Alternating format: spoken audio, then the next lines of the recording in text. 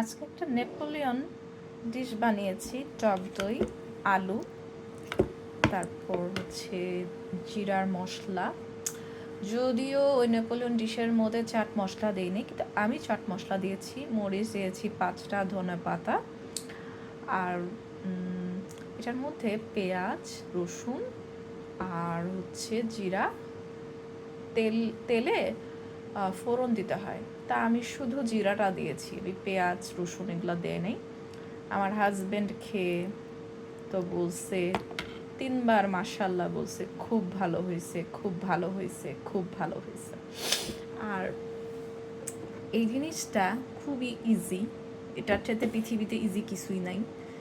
এটার মধ্যে মধু, গোলমরিচ, একটু লবণ।